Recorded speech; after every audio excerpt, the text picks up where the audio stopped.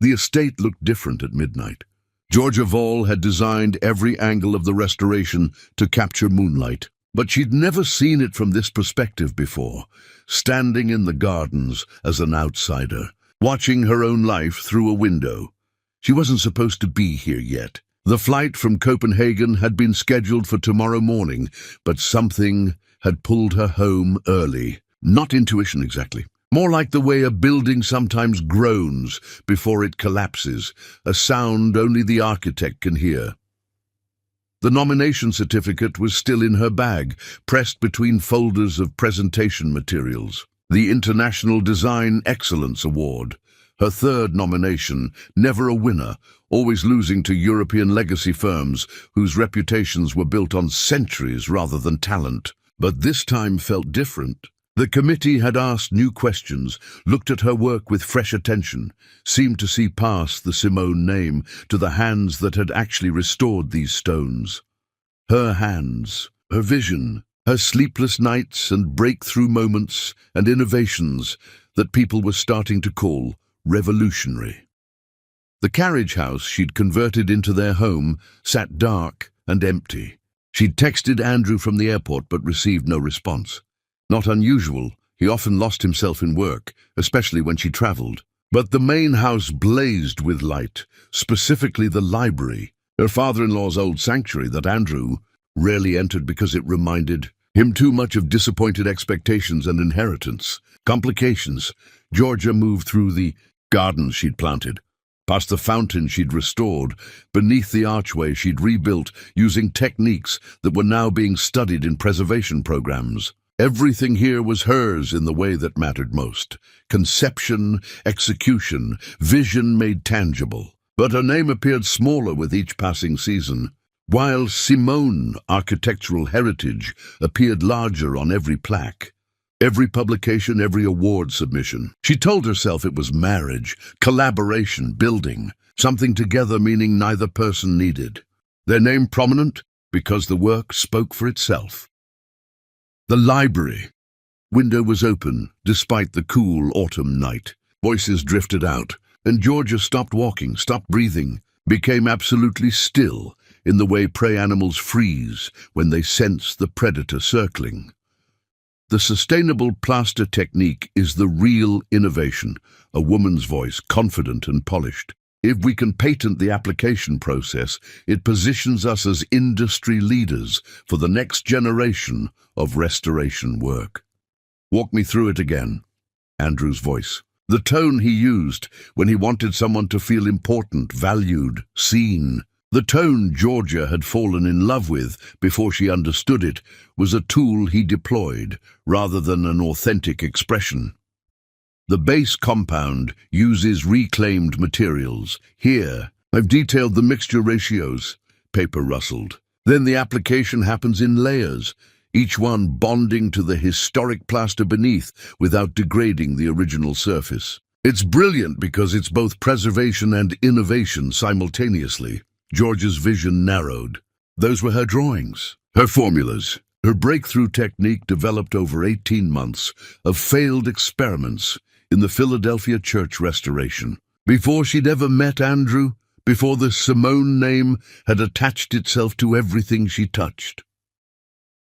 Bethany, this is exceptional work.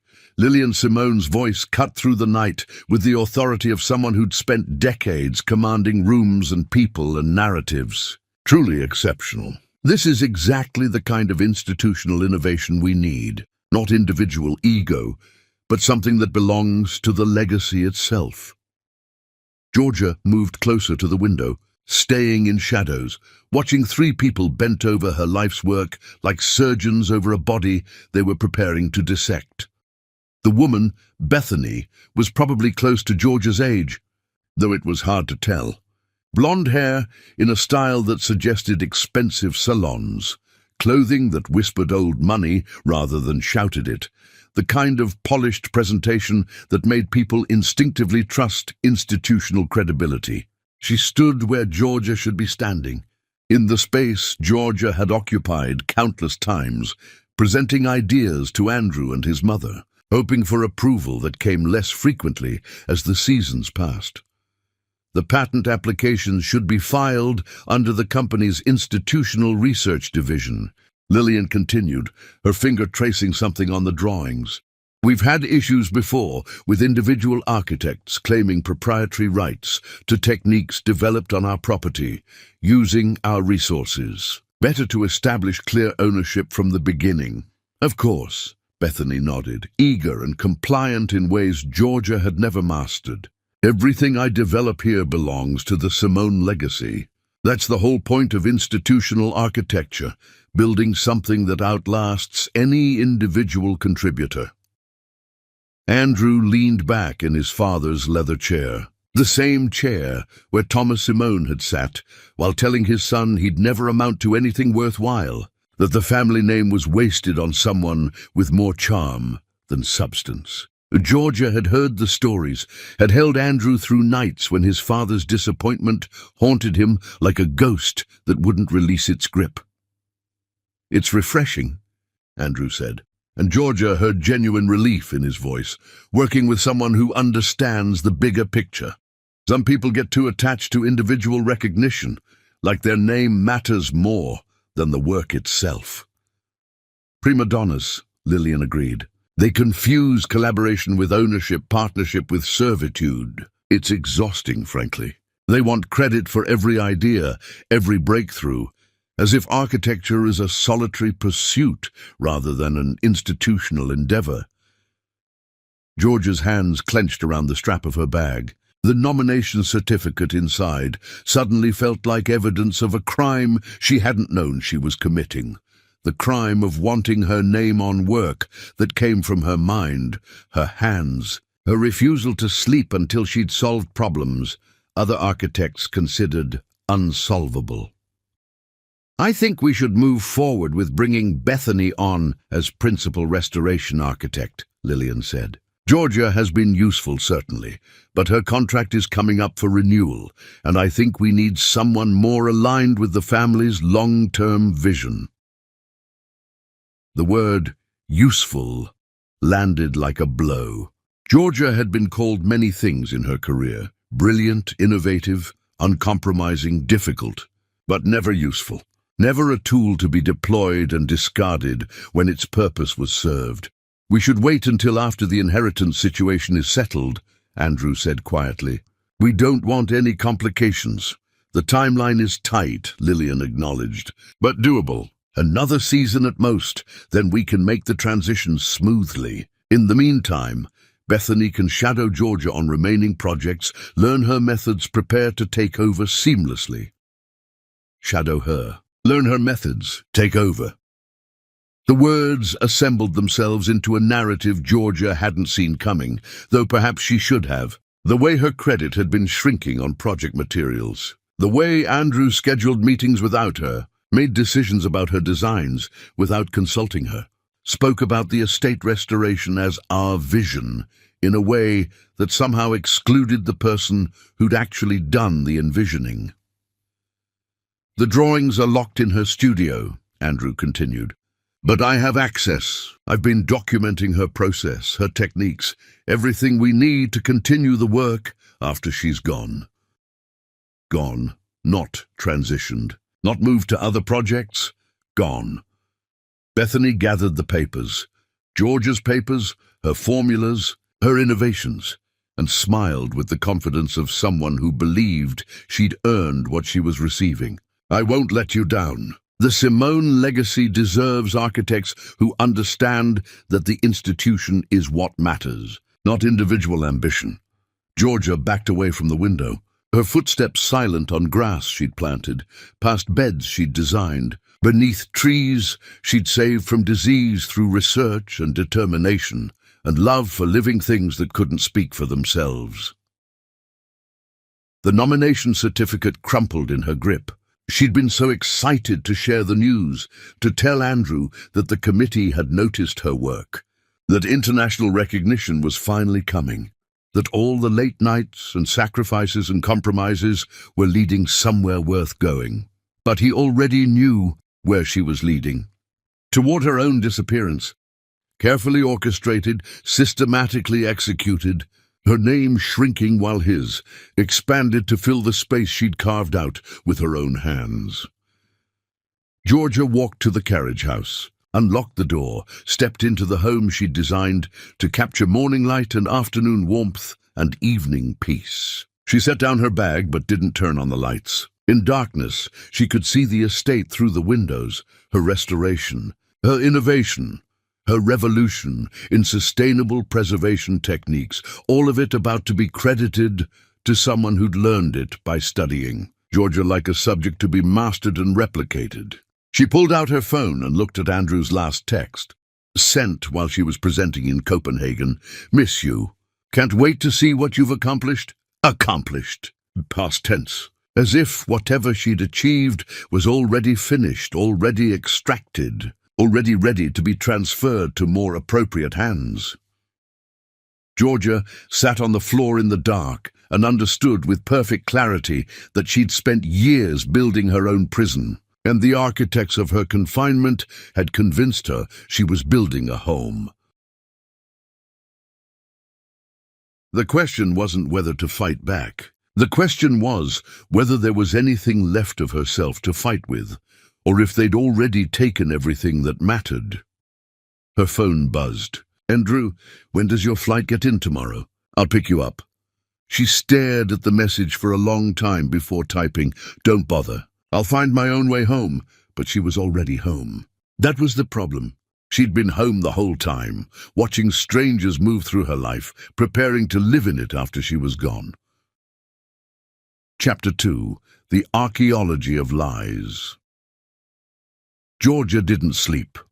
Sleep required the ability to close your eyes without seeing Bethany Crane holding papers covered in your handwriting, without hearing your husband discuss your usefulness in the past tense, without feeling the foundation of your life crumbling beneath weight it was never designed to carry. Instead, she became an archaeologist. She'd restored dozens of historic structures by excavating their histories layer by layer, understanding that buildings hide their truths beneath surfaces that later generations paint over, or modify, or try to erase entirely. Her own life, she realized, required the same methodical examination. She needed to dig through years of accumulated assumptions, remove the decorative lies, and expose the structural betrayal beneath.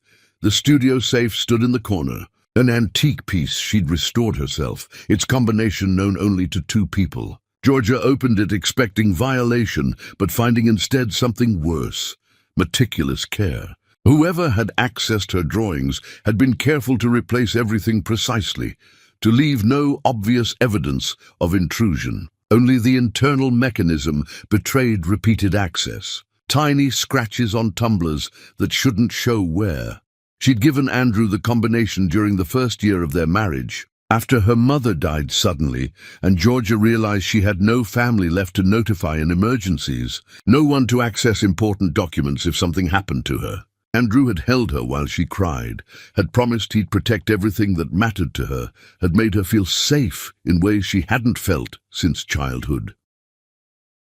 That promise felt different now. Protection and possession, she understood, could look identical from certain angles. Georgia pulled out her archives, original sketches, research notes, correspondence with material suppliers, and historic preservation boards, dated documentation of every innovation she'd developed. The sustainable plaster technique Bethany had presented so confidently dated back to the Philadelphia church restoration, completed months before Georgia met Andrew. She had proof.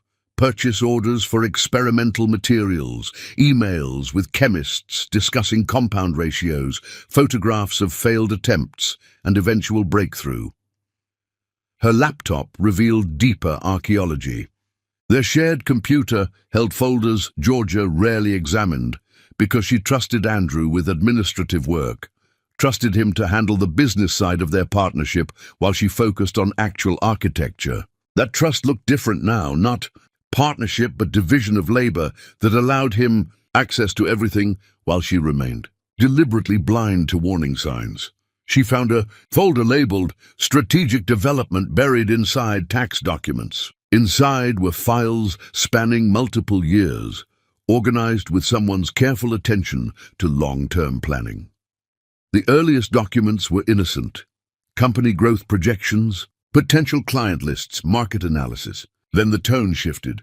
A file from approximately 2 years ago, titled Brand Refinement Strategy, outlined plans to strengthen the Simone institutional identity by de-emphasizing individual architect attribution. The document suggested that clients and media had become too focused on Georgia Voll as a personality, rather than understanding her work as part of the Simone heritage. It proposed gradually minimizing her name in promotional materials, emphasizing company methodology over individual innovation, and repositioning their public image around legacy and institution, rather than contemporary talent. Georgia's name appeared in quotation marks throughout, as if she were a concept to be managed rather than a person who existed. Another file contained spreadsheets tracking her project timeline, noting when each major commission would be completed, calculating how much value her work added to the Simone portfolio, projecting when the company would have extracted sufficient intellectual property and reputation enhancement to function independently of her continued employment. Extracted. The word appeared multiple times. Extracting value. Maximizing extraction period. Ensuring complete extraction before transition. She was a resource. A vein of ore to be mined until depleted, then abandoned when the digging stopped producing valuable material. The most recent documents were even more explicit. A file labeled Succession Planning detailed the recruitment and preparation of Bethany Crane. It included her background, prestigious architecture program, family connections to old money preservation societies, aesthetic that photographed well for marketing materials, and a timeline for integration. Bethany would shadow Georgia on remaining projects, absorbing her techniques while building relationships with Georgia's professional contacts. When the transition occurred, Bethany would be positioned to take over seamlessly, presenting continuity to clients, while actually representing a complete replacement of the creative force behind their recent success.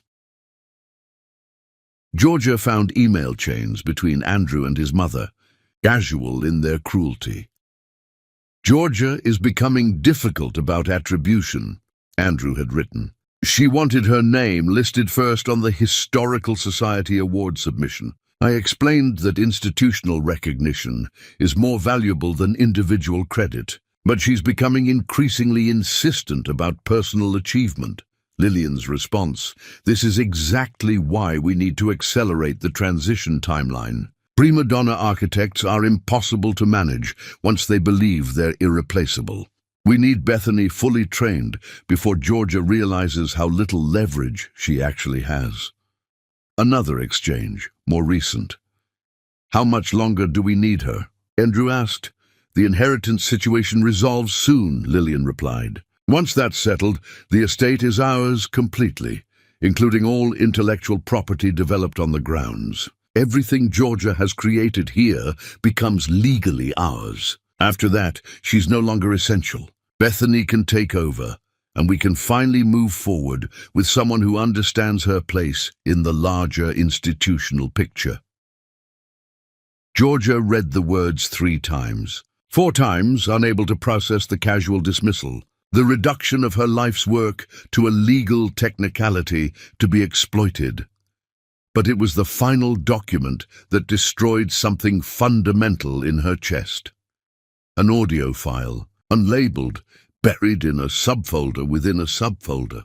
She almost didn't open it, almost closed the laptop, and walked away from archaeology that was excavating wounds rather than truths. But she'd learned in restoration work that you can't stop halfway through demolition. You have to see the whole structure, understand the complete damage, before you can begin rebuilding. She clicked play. Lillian's voice filled the studio. We've extracted everything useful from this marriage. Georgia served her purpose, her talent, her award potential, her professional network, her innovative techniques. Now we have it all documented, learned, ready to be reproduced by someone more appropriate. Andrew's voice, hesitant but compliant. She's going to fight the transition. She's not as passive as Bethany. Then we make it clear she has no choice. Everything she's created here was developed using our resources, on our property, under our company umbrella. Legally, it belongs to us. If she challenges that, we bury her in litigation until she gives up. Besides, who's going to believe her? We're the Simone family. We've been in preservation architecture for generations. She's just another talented architect we gave opportunities to, who became ungrateful and started making unreasonable demands. Laughter. They were laughing. She really thought you loved her, Lillian said, amusement clear in her voice. Silence from Andrew. Long enough that Georgia leaned forward, waiting for him to defend her, to correct his mother, to say something that would complicate this narrative of complete betrayal. I needed her, he finally said. My father's will, the inheritance requirements, the timeline pressure. I needed someone brilliant enough to restore the estate and salvage our reputation. Georgia was perfect, desperate for belonging after her mother died, financially vulnerable, talented beyond anything I could have faked. I gave her security and status. She gave me legitimacy and value. That's not love, but it's not nothing either. It's extraction, Lillian said, pure and simple, and it worked beautifully. Now we replace her with someone less complicated, and we move forward. The recording ended. Georgia sat in her studio, surrounded by evidence of systematic theft, listening to silence that felt louder than any confession, and understood that she'd been living inside someone else's architecture the entire time. Andrew had designed their relationship with the same calculation she used designing buildings, every element serving a specific purpose, every gesture calculated for maximum structural integrity, every moment of apparent intimacy actually just another support beam in a construction meant to hold only until the foundation was fully extracted. She'd thought she was building a marriage. He'd been building a mine. Outside, dawn began breaking over the estate she'd restored, and Georgia Voll started planning the most important project of her career, the complete demolition of everything Andrew Simone had tried to build on the bones of her stolen work. Chapter 3. The Performance. Iris Smith arrived before noon, driving from Boston without hesitation when Georgia called and said nothing except, "I need you to see something. Bring your legal expertise and don't tell anyone where you're going." They'd met in graduate school, two women who'd built their careers through relentless competence in fields that still questioned whether women belonged in positions requiring authority. Iris had fought her way through law school as the daughter of immigrants who'd sacrificed everything for her education. Georgia had fought through architecture programs where professors praised her work while suggesting she'd be happier in interior design. They understood each other's particular species of exhaustion. Iris examined the documents in silence, her expression hardening with each new piece of evidence. She read emails, reviewed spreadsheets, listened to the recording while taking notes in the precise handwriting that made juries trust her completely. "This is actionable," she finally said. "Intellectual property theft, systematic credit fraud, potentially constructive fraud regarding your marital property rights. The recording alone is devastating. Can we win?" "Georgia," Iris looked up from the laptop, "this isn't about winning or losing. This is about whether you want to burn everything down or try to negotiate some kind of settlement that preserves your dignity while minimizing public damage." "I want to burn it all down," Georgia said. "Every lie, every theft, every moment he stood beside me and let people think he was the architect when he was just the thief. I want it gone. Then we need strategy, not rage. Rage gets you counterattacked and buried in litigation you can't afford. Strategy gets you vindication." They spent the day building Georgia's case, approaching it like a restoration project, carefully documenting every layer, preserving evidence, preparing for the demolition to come. Iris made calls to colleagues in intellectual property law, to forensic accountants who could trace financial benefit from Georgia's appropriated work, to investigators who could document the systematic credit erosion in public materials. "You need to keep performing," Iris said as afternoon stretched toward evening. "Act normal. Don't let them know you're aware of anything. The longer they think you're oblivious, the more evidence they'll generate." "I don't know if I can do that." "Be around him. Pretend everything is fine. You're an architect. You've spent years building things that don't collapse under pressure. Build one more thing, a performance that lasts just long enough for us to finish preparing your demolition." So Georgia performed. Andrew came home that evening with takeout from her favorite restaurant, apologizing for missing her arrival, saying he'd been buried in work. She smiled and kissed him and asked about his day, and watched him lie about meetings that never happened, research that was actually her research, problems he was solving that were actually problems she'd solved months ago. "How was Copenhagen?" he asked, opening wine, settling into the domestic routine they'd built together over years that now felt like elaborate theater. The nomination process was intense. They asked difficult questions about methodology and innovation. She watched his face for reaction. Nothing visible. Years of practice had made him excellent at concealment. They wanted to understand exactly how the sustainable plaster technique was developed, who contributed what, how individual innovation connects to institutional support. "What did you tell them?" "The truth. That I developed the core technique independently during the Philadelphia church restoration before I joined the Simone Company. That the applications here at the estate were refinements of my original innovation."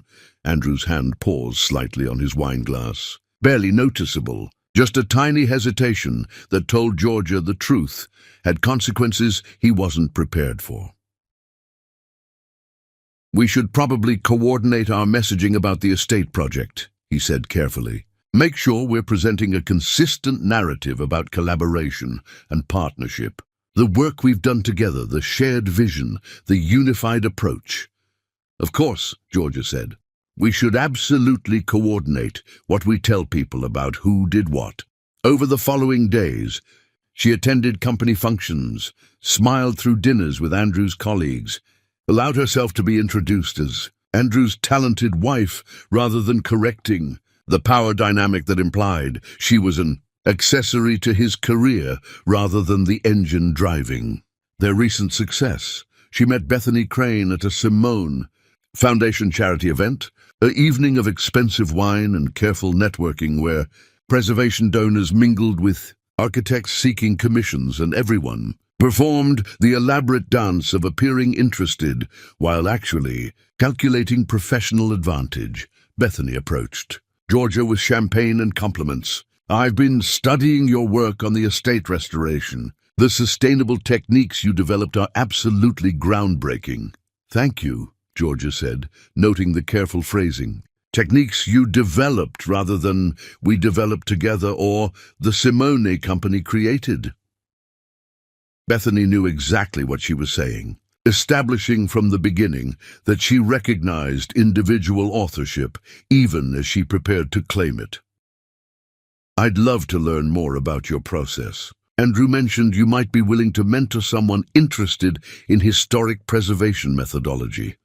Mentor. The word people used when they meant teach me everything you know so I can replace you.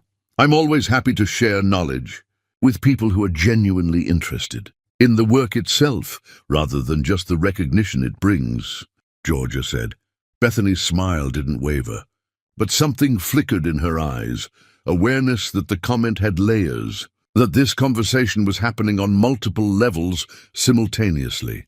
They talked about restoration philosophy, about the tension between preserving historic integrity and introducing modern sustainability, about whether architects owed their loyalty to the buildings they restored or the clients who hired them. Bethany was intelligent, Georgia had to admit. Well-trained, articulate, capable of discussing complex concepts with genuine understanding. In another context, they might have been colleagues, even friends. But in this context, Bethany was the woman being positioned to wear George's career like a stolen coat. The cruelest moment came near the end of the evening, when a prominent museum director approached and complimented Andrew on the estate restoration. "The work is extraordinary, truly innovative. You should be very proud of what you've accomplished." Andrew accepted the praise graciously, gesturing toward Georgia. "I couldn't have done it without Georgia's support and contribution. She's been invaluable. Invaluable support, contribution." The words erased her authorship while appearing generous. The museum director smiled at Georgia with the polite acknowledgement people give assistants and spouses, then returned his attention to Andrew, discussing future projects and collaboration opportunities that would clearly involve the Simone Company, with Andrew as the primary contact. Georgia watched her professional identity dissolve in real time, observed Andrew allowing the misunderstanding to perpetuate, noticed that he never once corrected the assumption that he was the architect and she was merely involved. That night, he reached for her in bed with tenderness that once felt like intimacy, but now felt like strategy. He whispered that she was brilliant, that he was proud of her, that they were building something remarkable together. "Do you love me?" she asked in the darkness. "Of course I love you." "How do you know?" He was quiet for a moment. "What kind of question is that?" "I'm serious. How do you know what you feel is love and not just something else? Need, maybe, dependency, habit. Georgia, where is this coming from?" She didn't answer. Couldn't answer without revealing that she'd excavated their entire foundation and found it hollow. Instead, she turned away, felt his arm come around her waist, and understood that some performances require you to allow yourself to be held by someone who's already let you go. In the morning, legal documents arrived. Iris had been busy. Georgia now had forensic documentation of her intellectual property, expert testimony prepared, financial analysis showing how her work had increased the Simone Company's value, and a legal strategy that would either force settlement or create the most public destruction of reputation the architecture world had seen in years. She looked at Andrew across the breakfast table, watching him read the news and drink coffee and exist in their shared space as if nothing had fundamentally shifted, and thought about the difference between loving someone and being willing to destroy them. She was about to find out if she could do both simultaneously. Chapter 4. The Inheritance. The Simone family attorney's office occupied the top floor of a building in downtown Manhattan, all dark wood and leather, furniture and the particular smell of inherited wealth, old, books and expensive cologne and the confidence that comes from never having to prove your worth. Marcus Whitfield had handled Simone illegal affairs since before Andrew was born. He greeted Georgia with paternal condescension, the kind of benevolent dismissal powerful men offer women they consider decorative rather than dangerous. "Mrs. Simone, what a lovely surprise. Andrew didn't mention you'd be joining us for the estate planning discussion." "He doesn't know I'm here," Georgia said, settling into the leather chair across from his massive desk. "I wanted to understand our legal situation independently before making any decisions about updated documents." Whitfield's smile became slightly strained. Women asking questions always made men like him uncomfortable.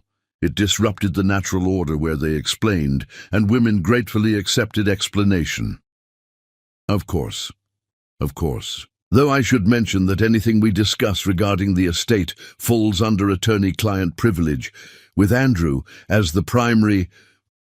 I'm not asking you to violate privilege. I'm asking you to explain my own legal rights regarding property and intellectual property created during our marriage."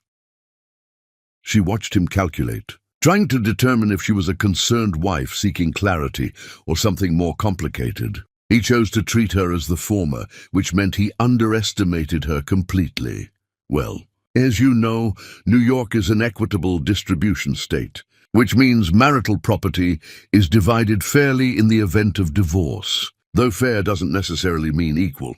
However, in your case, there are some unique considerations, such as the Simone estate itself is held in a complex trust structure established by Andrew's father, Thomas. The terms of that trust include certain performance requirements for Andrew to inherit fully. Georgia leaned forward slightly. Performance requirements? Whitfield hesitated, clearly uncertain how much to reveal. But his pride in legal complexity overcame his discretion. He wanted to explain the clever structure Thomas Simone had created, wanted to demonstrate his own role in maintaining it. Thomas was concerned about Andrew's ability to maintain the family's architectural reputation. He created a will provision requiring Andrew to demonstrate successful management of the estate within a certain time frame after Thomas's death. If Andrew failed to meet those requirements, the majority of the estate would transfer to a preservation trust rather than to Andrew directly. Demonstrate successful management how? Profitable operations, positive media attention, significant restoration work that enhanced the property's value and reputation. The kind of measurable success that would prove Andrew could be trusted with the family legacy. Georgia felt something cold settle in her chest. When does this evaluation period end? Soon, actually. Thomas gave Andrew several years to prove himself, and the deadline approaches. She understood then, with perfect clarity, the architecture of her entire marriage. Andrew hadn't hunted her specifically, he'd been desperate. His father had created an impossible test, knowing Andrew lacked the talent to pass it, creating a final judgment from beyond the grave. Andrew had needed someone brilliant enough to save him, and Georgia had arrived at exactly the right moment. Talented, vulnerable after her mother's death, hungry for belonging and family and purpose. And if Andrew meets the requirements, then he inherits the estate completely, including all intellectual property and business assets associated with the property. Everything created here becomes his, legally and permanently. Everything created here, Georgia repeated slowly, including architectural innovations developed by people working on the estate. Correct. The trust structure is quite comprehensive. Any architectural methodology, design innovation, or proprietary technique developed while living and working on estate property becomes part of the asset base that Andrew inherits. Georgia sat very still, processing the magnitude of the trap she'd walked into. Andrew hadn't just stolen her work. He'd structured their entire life together to make that theft legal. Every innovation she'd developed in her studio, every technique she'd created while living in the carriage house, every breakthrough achieved on estate grounds, all of it would become his property the moment he satisfied his father's inheritance requirements. She'd built the tools of her own dispossession. "Thank you for explaining this so clearly," she said, standing to leave. "Of course, Mrs. Simone, and please don't hesitate to contact me if you have concerns about estate planning. It's important that you understand your position in all of this."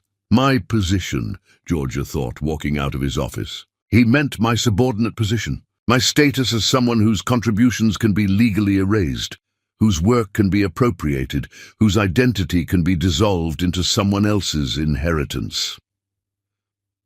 She called Iris from the street. "We have a bigger problem than I thought." "Tell me." Georgia explained the inheritance structure, the timeline, the legal framework designed to transform her innovations into Andrew's property. Iris was quiet for a long moment. "Okay," she finally said.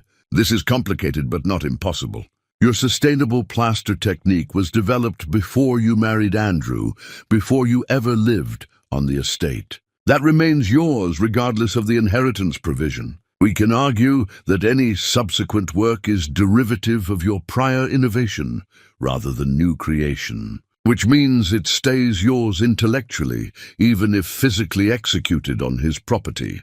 Will that argument work? It will work better if we move quickly, before the inheritance deadline passes and everything gets locked into legal structures that are harder to challenge." We need to establish your independent ownership now, publicly and unambiguously, before Andrew inherits and tries to claim everything under estate assets.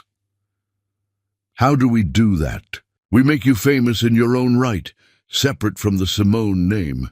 We establish your reputation so clearly and publicly that any attempt to claim your work as his becomes obviously fraudulent.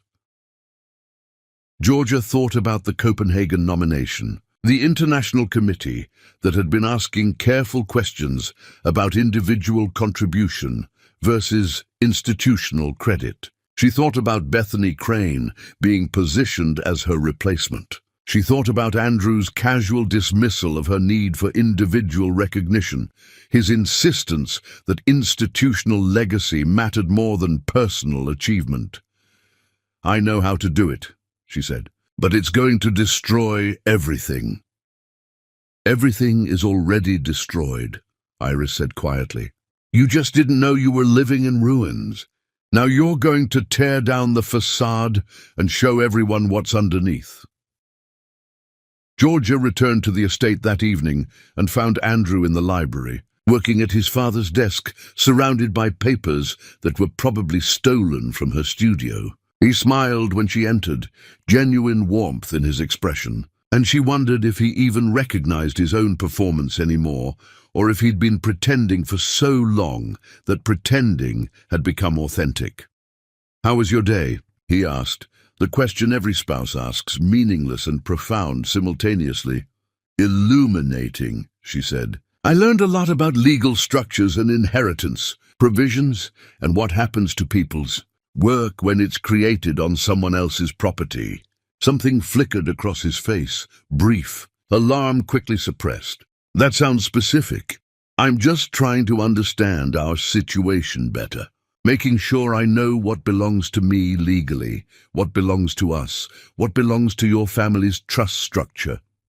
"Everything we've built together belongs to both of us," Andrew said, which wasn't an answer. "We're partners, Georgia. What I have is yours." She wanted to ask if the reverse was true, if what she had was actually hers, or if he'd already claimed it in legal documents and inheritance structures she hadn't been shown. But asking would reveal too much too soon. Better to let him believe she was still performing the role of devoted wife, still blind to the architecture of her dispossession. "I love you," she said instead, testing the words, trying to determine if they still held any truth or if they'd become hollow sounds that meant nothing beyond strategic deployment. "I love you too," he replied, and she genuinely couldn't tell if he meant it. That night, she drafted her Copenhagen presentation, not the safe version about restoration techniques and sustainable methodology, the dangerous version that would either establish her independent reputation or destroy her career completely. She chose danger. Safety had gotten her stolen, erased, legally dispossessed of her own genius. Danger might at least let her go down fighting. Chapter 5. The Architect's Blueprint. Georgia worked in secret, building her case the way she built buildings, foundation first, then structure, then the finishing details that transformed engineering into art. She met Iris in Boston to avoid any possibility of Andrew discovering their planning. Iris had assembled a team: intellectual property specialists, forensic accountants, investigators who could document systematic credit theft in ways that would hold up in legal proceedings. "The key is establishing your independent reputation before the inheritance deadline," Iris explained, spreading documents across her dining room table. "Once that passes, and the estate becomes legally his, it gets infinitely harder to challenge his claims on your work. We have months, not years. Then we work fast." They documented everything. Georgia's original designs, dated and notarized, purchase orders for materials she'd bought during the Philadelphia church restoration, proving she'd developed the sustainable plaster technique before ever meeting Andrew. Correspondence with chemical suppliers and materials experts, emails discussing her experimental process, photographs of failed attempts and eventual breakthrough. The forensic accountants traced how Georgia's innovations had increased the Simone company's value, calculating that her work had generated millions in new commissions and reputation enhancement. They documented how her name had been systematically minimized in promotional materials over time, showing clear intent to erase her contribution while retaining the financial benefit of her reputation. The investigators did something even more valuable. They found other people. Former Simone Company employees willing to testify about being pressured to minimize Georgia's credit in materials. Journalists who'd been asked to reframe articles to emphasize Andrew's leadership rather than Georgia's creativity. Industry colleagues who'd witnessed Andrew accepting praise for work Georgia designed while she stood silently beside him. Most devastatingly, they found documentation of the business development strategy meetings where Lillian and Andrew had explicitly discussed extracting Georgia's value before replacing her. Meeting notes, email chains, calendar appointments labeled GV Transition Strategy with attendees that never included Georgia herself. "This is more than we need for a legal case," Iris said, reviewing the evidence. "This is enough to destroy his reputation publicly." "Good," Georgia said. "I don't want a quiet settlement. I want everyone to know what he did. You understand there's no going back from this? Once you make this public, your marriage is over. Your relationship with the Simone family is over. Some people will call you vindictive or bitter or a woman scorned, trying to destroy her husband. Let them. I'd rather be called vindictive than erased." The Copenhagen Award Committee reached out during this period. Georgia hadn't won the award. It had gone to a Danish firm working on medieval cathedral restoration, but the committee wanted her to present at the International Symposium anyway. They were creating a special session on innovative restoration techniques, and they wanted Georgia to discuss her sustainable methodology. "We've been impressed by your work," the committee chair, Valentina Reyes, told her during a video call. "But we've also noticed some concerning patterns in how your contributions are attributed in various materials. This is a common problem for women architects, particularly those working within family firms or legacy institutions. We'd like to give you a platform to present your work in your own voice, establishing clear authorship." "You want me to make a case for myself?" Valentina smiled. "We want you to show the world what you've actually accomplished, separate from institutional claims. What you do with that platform is your decision." Georgia understood what was being offered, not just presentation time, but an audience of the world's most influential architects and preservation experts gathered in one place, prepared to listen. A stage large enough that whatever she said couldn't be minimized or buried or reframed later. She accepted immediately. Andrew was enthusiastic when she told him about the presentation opportunity, already planning to attend with his mother and Bethany, already positioning himself to network with European contacts who might be valuable for company expansion. "This is wonderful," he said.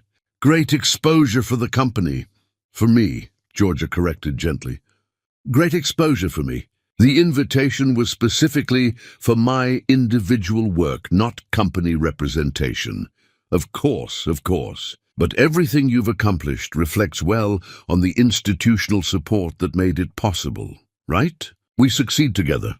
She let him believe that. Let him think she was still performing the role of grateful wife, whose success was actually their shared achievement. Let him make plans to attend, to sit in the audience, to watch her present work he thought he owned.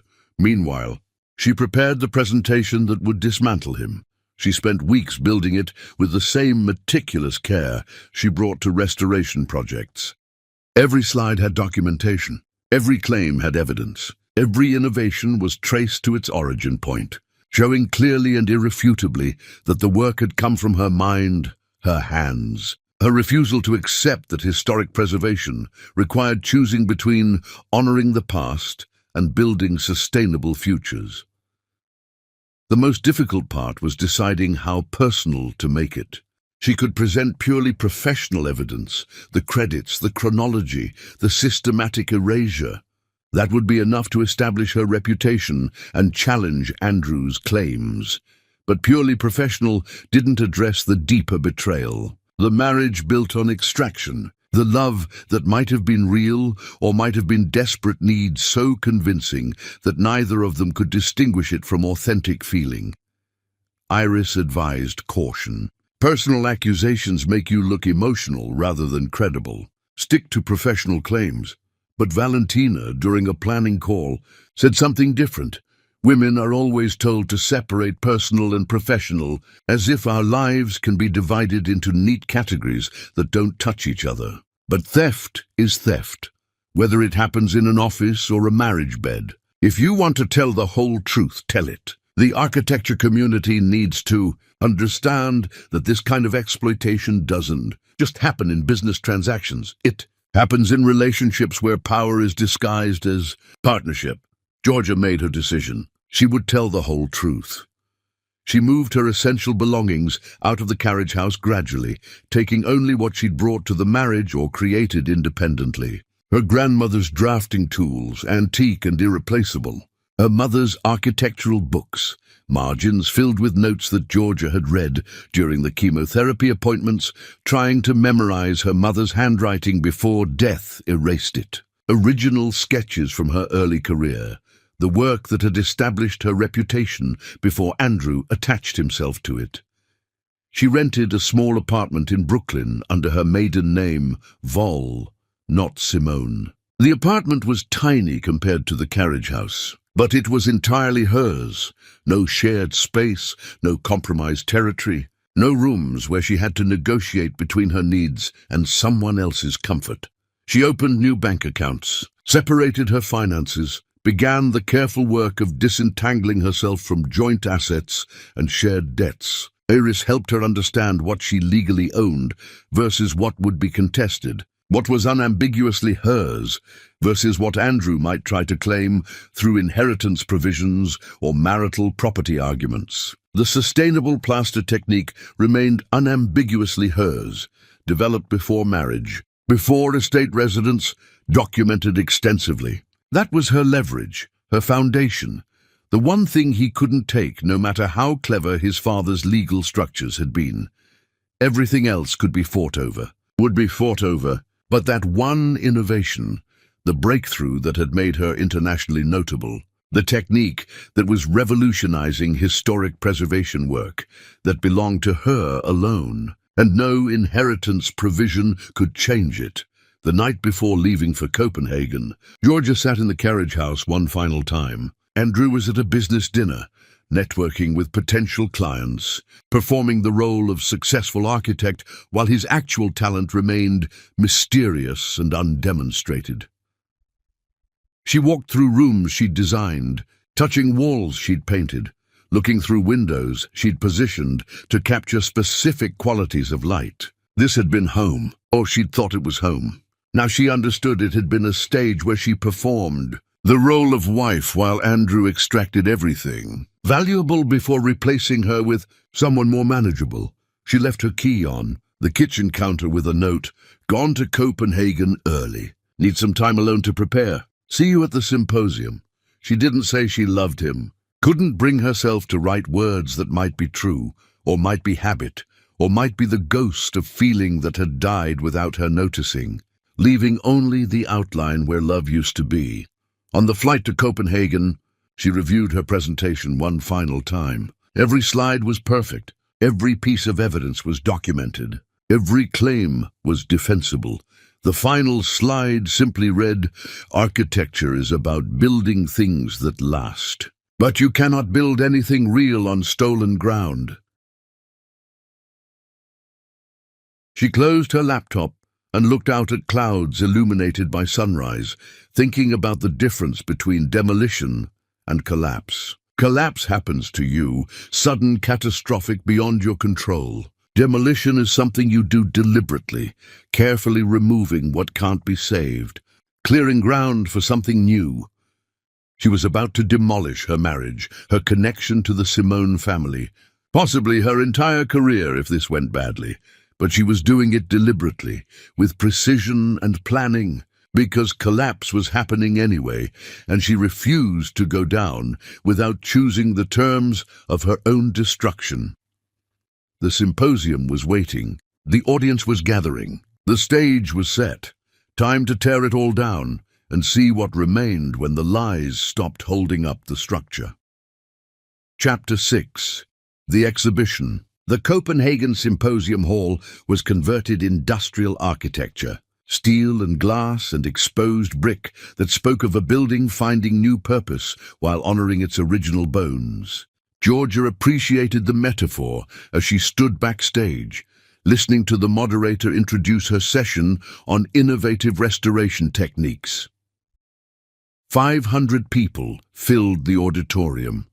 The most influential architects, historians, and preservation experts in the world gathered for a week of presentations and networking and the careful dance of professional reputation. Georgia had attended these symposiums before, always as Andrew's wife, always standing slightly behind him, always introduced as Georgia Vol Simone, who contributed significantly to the estate project.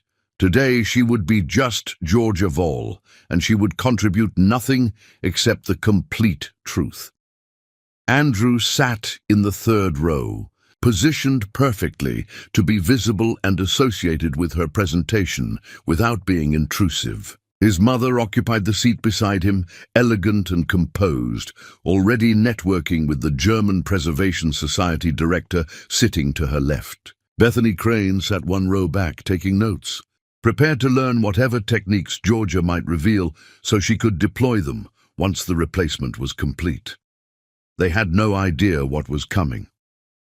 Valentina Reyes, the committee chair who'd invited Georgia, introduced her with unusual specificity. Our next presenter has been nominated for the International Design Excellence Award multiple times, and while the committee has not yet granted her that recognition, we believe her work represents some of the most innovative thinking in contemporary historic preservation. Please welcome Georgia Vol, who will present on sustainable restoration methodology and the complex questions of authorship, attribution, and institutional credit in collaborative architectural practice. The last phrase, authorship and attribution, made Andrew shift slightly in his seat. Georgia watched him try to catch her eye, looking for reassurance. She didn't provide it, she took the stage. "Thank you for that introduction," she began, her voice steady despite the adrenaline flooding her system. "And thank you for specifically using my professional name, Vol, not Simone, because that distinction is going to matter in the next hour." A ripple moved through the audience. This was already not a standard technical presentation. Georgia advanced to her first slide, a stunning photograph of the Simone estate after restoration. Golden hour light making the stone walls glow, gardens in full bloom, every element perfect. "This is the project that earned me 3 International Design Excellence Award nominations. This is the work that's been featured in architectural journals, preservation magazines, and museum exhibitions. This is the restoration that's being studied in programs around the world." She paused, letting them appreciate the image. "And this is the project that almost erased me completely." She clicked to the next slide, a comparison showing promotional materials from 3 years ago versus current materials. In the early versions, her name appeared in large type as principal architect, with Simone architectural heritage noted as institutional support. In the current versions, her name had shrunk to fine print, while Simone architectural heritage dominated the attribution. This is systematic erasure. This is what happens when institutions decide that individual creativity threatens the legacy brand. This is what happened to me while I was married to the man sitting in the third row, who allowed it to happen because my genius was more valuable to him than my identity. Andrew's face drained of color. Lillian's hand gripped his arm. Bethany looked mortified. Georgia didn't stop. She showed her original drawings for the estate restoration, each one dated and notarized, proving they were created before her marriage. She displayed the sustainable plaster technique that had revolutionized the project, then showed her patent application filed years earlier during the Philadelphia church restoration, demonstrating that this innovation was entirely hers. Developed before Andrew existed in her professional life, she presented the business development strategic plan documents, the emails discussing extraction and replacement, the calendar appointments scheduling her systematic dispossession. She showed the timeline for recruiting and training Bethany Crane to take over once Georgia had served her purpose. "This is Bethany Crane," Georgia said, advancing to a photograph of Bethany in Georgia's studio, touching Georgia's tools, studying Georgia's workspace. "She's a talented architect, being positioned to replace me once the Simone family has finished extracting everything valuable from my reputation and technique. She's been told she'll take over my projects, my clients, my professional relationships." Bethany stood up and walked out of the auditorium, her face burning with shame and fury. Good. Let her understand she was part of something ugly. Georgia played the audio recording then, Lillian and Andrew discussing extraction strategy, maximizing usefulness, ensuring complete appropriation before replacement. Their voices filled the auditorium, casual and cruel, reducing Georgia's life to a resource management problem. The silence afterward was absolute. She advanced to a video compilation next.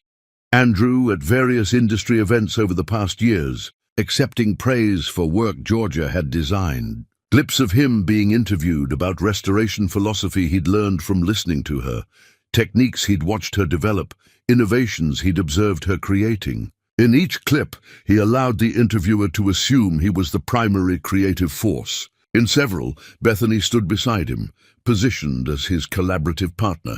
Georgia's replacement already being publicly introduced before Georgia herself had been informed she was being discarded. "Here's what I want you to understand," Georgia said, her voice cutting through the stunned silence. "This wasn't just professional theft.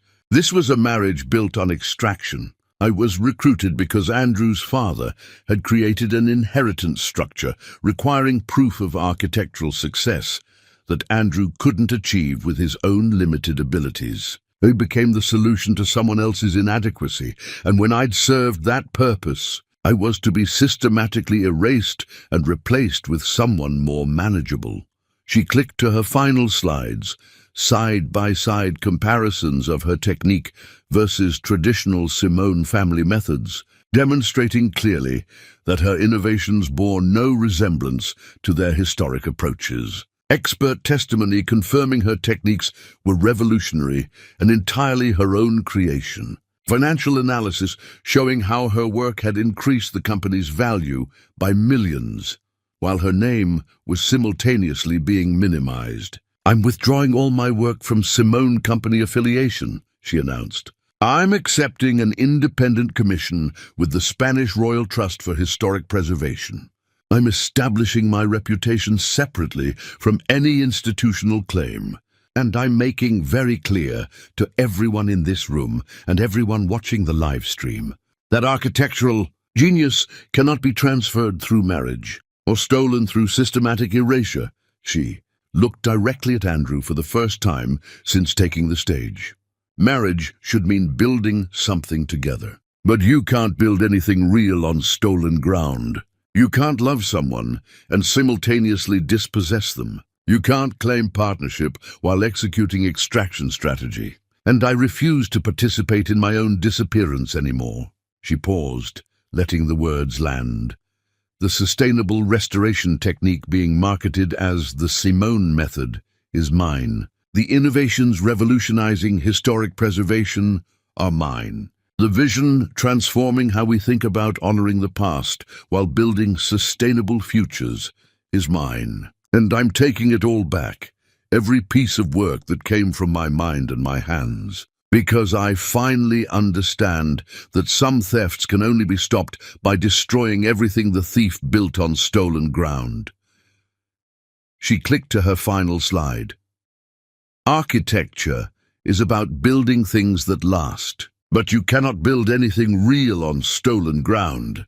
The auditorium erupted. Some people stood immediately, applause thundering through the space. Others sat frozen, trying to process the devastation they'd just witnessed. Journalists were already typing, posting, streaming the story to professional networks and mainstream media. Georgia walked off stage, while Andrew sat paralyzed, his mother's grip on his arm the only thing keeping him from collapsing entirely. She didn't look back. Didn't need to see his face to know that everything he'd built on her stolen work was crumbling, that the reputation he'd cultivated was imploding in real time, that the inheritance he'd needed her to secure was now tainted by the very public revelation of how he'd achieved it. Valentina met her backstage, eyes bright with fierce approval. That was magnificent, and career-defining in ways you probably don't realize yet. You didn't just reclaim your work, you created precedent. Every woman architect who's been erased, credited as an assistant, had her innovations appropriated by powerful men or legacy institutions, now has language for what happened to them. You gave them vocabulary. George's hands were shaking. The adrenaline was wearing off, leaving only exhaustion and the terrible knowledge that she'd just detonated her entire life. I destroyed my marriage. Your marriage was already destroyed. You just refused to keep living in the ruins, pretending they were still a home. George's phone was vibrating constantly, messages, calls, emails flooding in. She turned it off. Whatever came next could wait. For now, she needed to stand backstage in a converted warehouse in Copenhagen and let herself feel the full weight of what she'd done. She'd torn down everything Andrew had tried to build on her bones, and she had absolutely no idea what she'd build in its place. Chapter 7. The Demolition. The symposium presentation went viral before Georgia even left the building. Someone in the audience had live-streamed it, and within hours the video was spreading across architecture communities, professional networks, mainstream news outlets covering women's rights and workplace exploitation. Georgia became a symbol overnight, not just of stolen creative work, but of women whose genius is appropriated by powerful men who mistake proximity for ownership. The story had everything: betrayal, institutional corruption, dramatic public revelation, and evidence so overwhelming that denial became impossible. By the next morning, the Simone Company was hemorrhaging contracts. 3 major commissions were suspended, pending ethics investigations. Partnership inquiries evaporated. The American Institute of Architects launched formal proceedings examining whether Andrew had violated professional standards regarding attribution and credit.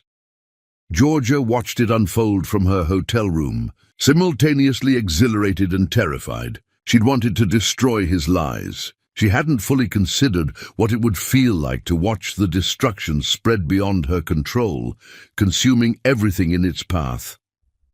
Iris called from Boston. The response is overwhelming. We have 6 law firms offering to represent you pro bono, 15 architectural organizations offering formal support, and more media requests than we can possibly manage. You've become the face of creative rights and attribution justice. I don't want to be a symbol. I just wanted people to know what he did. Too late. You are a symbol whether you want it or not. The question is whether you're going to use that platform or let it use you. Georgia chose to use it. She gave interviews, spoke about systematic credit theft, explained how institutions often appropriate individual genius while claiming it serves the larger legacy. She made very clear that this wasn't just about her marriage. It was about every architect, artist, designer whose work had been stolen by people with more power and better lawyers. The personal cost arrived 3 days after the symposium. Andrew appeared at her hotel, looking hollowed and desperate. Hotel security called before allowing him up, and Georgia almost refused the visit. But something, curiosity, residual attachment, the need to see his face when confronted with consequences, made her agree. He entered her room like a man walking into hostile territory, every movement careful and defensive. "You destroyed everything," he said. "No greeting, no pretense of civility. I exposed everything. There's a difference. You humiliated me publicly, made me look like a thief and a liar in front of everyone who matters in our field. You are a thief and a liar. I just made sure everyone else knew what I discovered." He moved to the window, staring out at Copenhagen's historic architecture. "I gave you opportunities you never would have had without the Simone name. I opened doors, made introductions, provided resources and support that allowed you to do your best work. You provided a stage so you could steal my performance. That's not support, that's strategy. I loved you." His voice broke slightly. "I know you don't believe that now, but I did. I do." Georgia felt something twist in her chest, not sympathy exactly, but the complicated grief of watching someone you once loved reveal themselves as someone you never actually knew. "Did you ever actually love me, Andrew? Or did you just need me so desperately that you convinced yourself need was the same thing?" He turned to face her. "Does it matter? Does the distinction change anything?" "It changes everything. If you love me, then you betrayed love. If you just needed me, then you betrayed business partnership. The scale of the crime is completely different.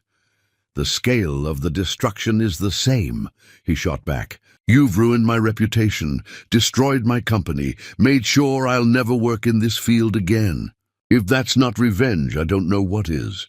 It's not revenge. It's documentation. I showed people what you did. The ruin is just the natural consequence of your choices."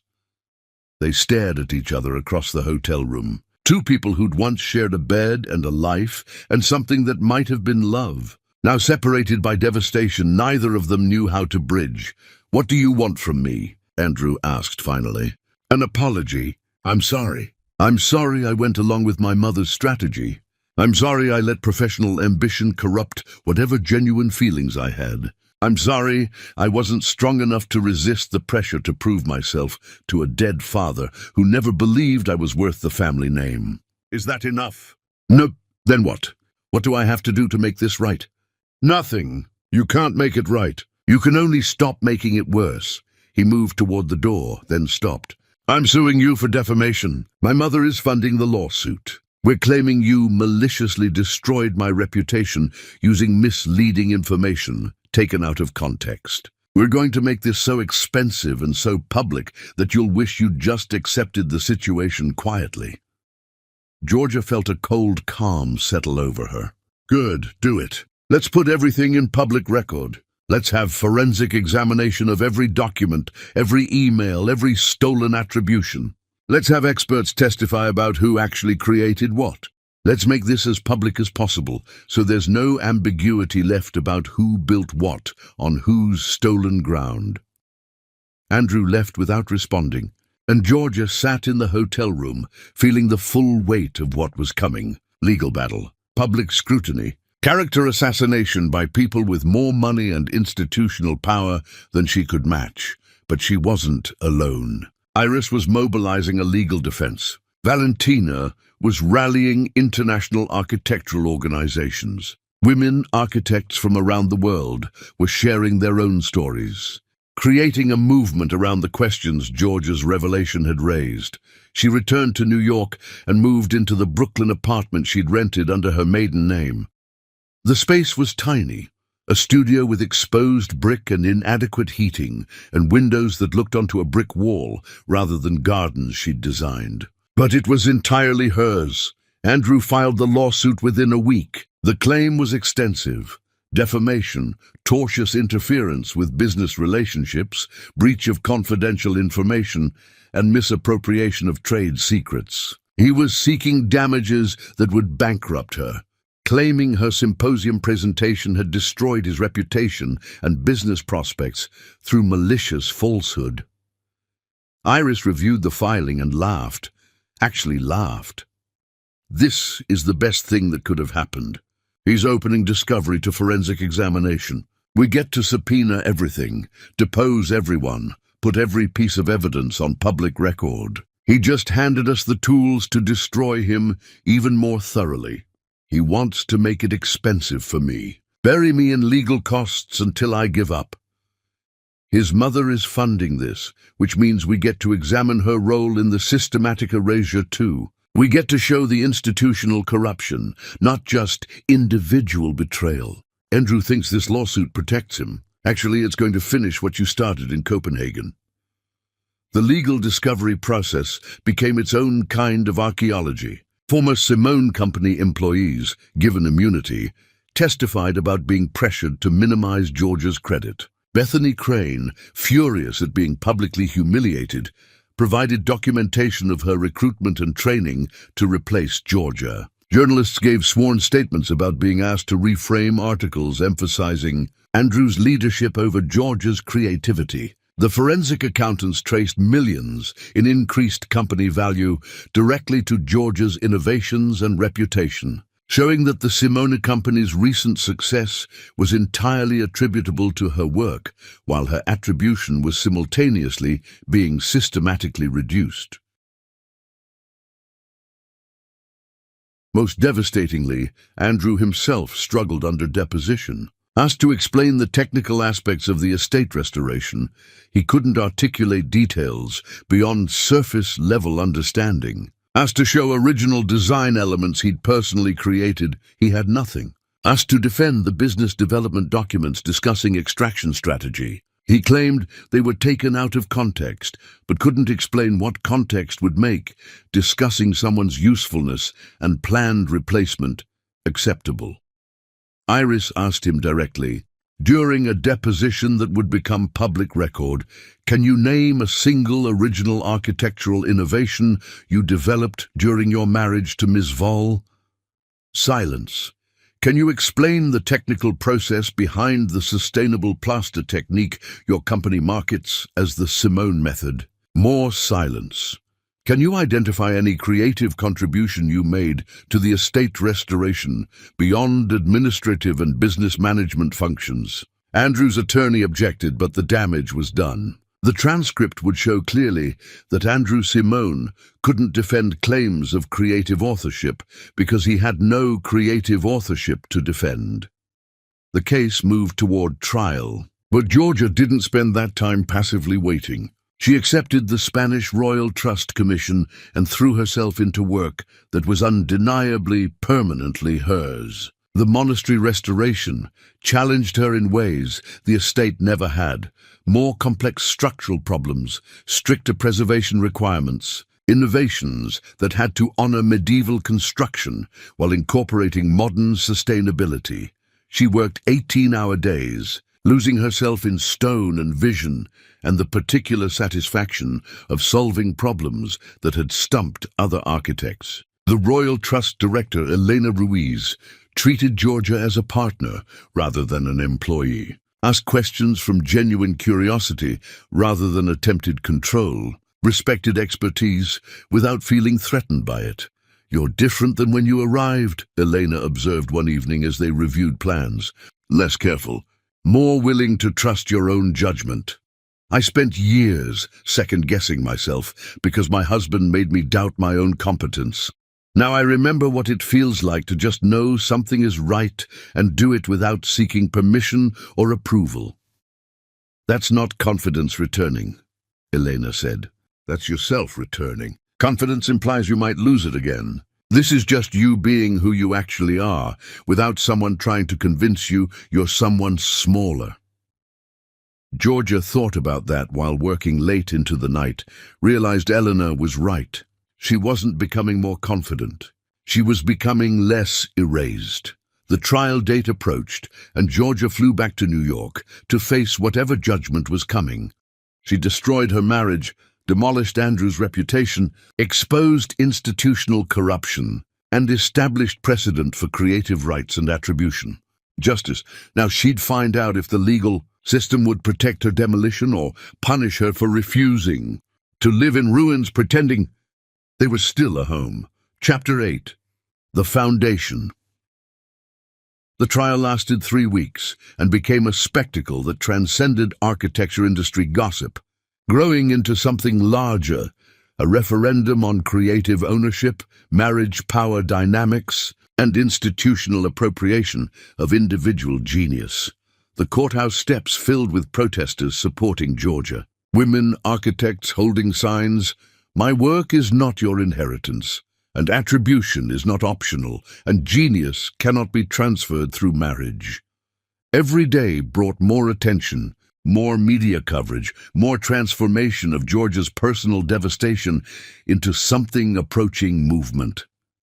Inside the courtroom, the evidence was methodically presented. Iris walked the jury through Georgia's development of the sustainable plaster technique during the Philadelphia church restoration, showing dated documentation proving the innovation predated her relationship with Andrew.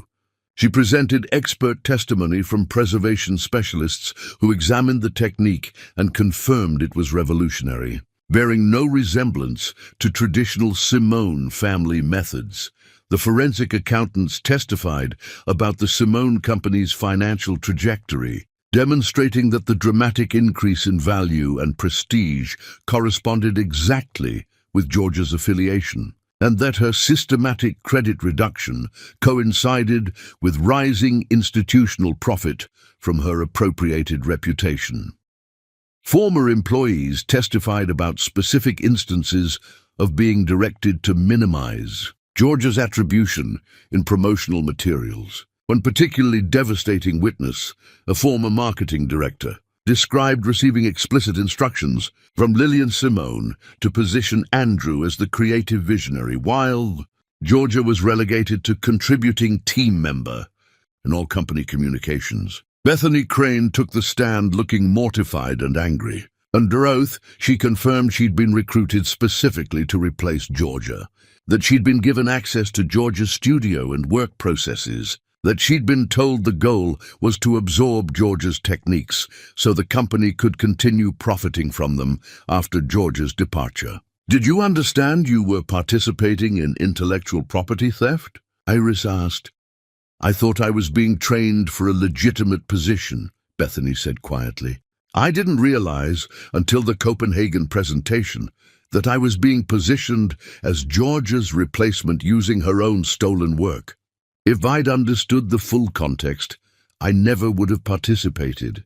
Andrew's legal team tried to argue that everything created during the marriage was collaborative work, that Georgia had benefited enormously from Simone family resources and reputation, that her public accusations constituted malicious defamation rather than legitimate revelation of professional disputes.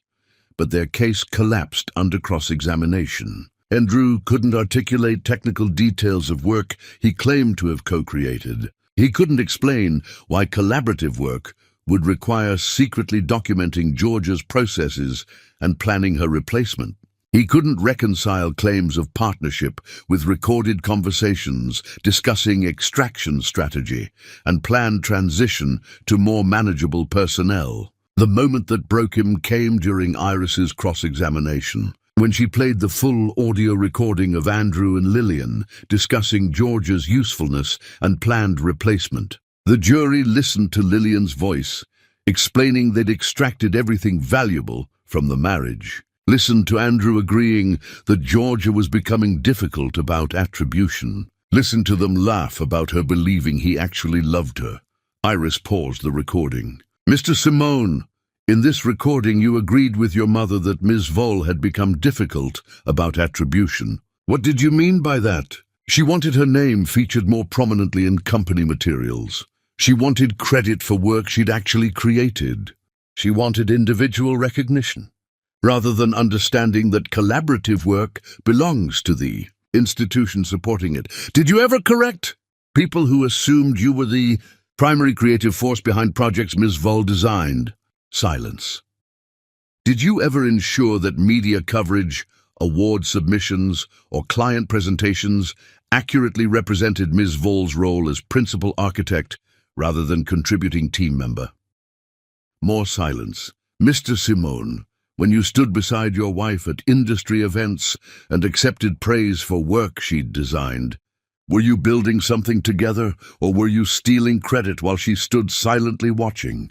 Objection. Andrew's attorney interjected. Argumentative. Sustained, the judge ruled. But the damage was done. The jury had heard the question, seen Andrew's inability to answer, understood the dynamics that had shaped the marriage Georgia thought was partnership, but Andrew had structured as extraction. Lillian Simone took the stand in her son's defense, regal and defensive, insisting that the Simone Company had provided Georgia with opportunities and resources she never could have accessed independently. Under cross-examination, Iris demolished that narrative systematically. Mrs. Simone, was Ms. Vole already an award-winning architect with an established reputation when your son met her? She had some recognition in regional circles. She'd won the Philadelphia Heritage Preservation Award. She'd been profiled in Architectural Digest. She'd established relationships with major preservation organizations. That's not regional recognition, that's national reputation, correct? I suppose. So when you say your company provided opportunities she couldn't have accessed independently, you mean opportunities to have her existing reputation appropriated and her established techniques claimed as institutional property? That's not what I mean at all. Then what did the Simone Company provide Ms. Vole that she didn't already possess through her own talent and reputation? Lillian couldn't answer without admitting that Georgia had provided far more value to the company than the company had provided to her. Iris presented the business development strategic plan documents, forcing Lillian to explain the extraction language, the planned transition to Bethany Crane, the timeline for maximizing Georgia's value before replacement. Mrs. Simone, in these documents, your daughter-in-law is referred to as a resource to be extracted. Is that how you viewed your son's wife? As a resource? That's corporate language taken out of context.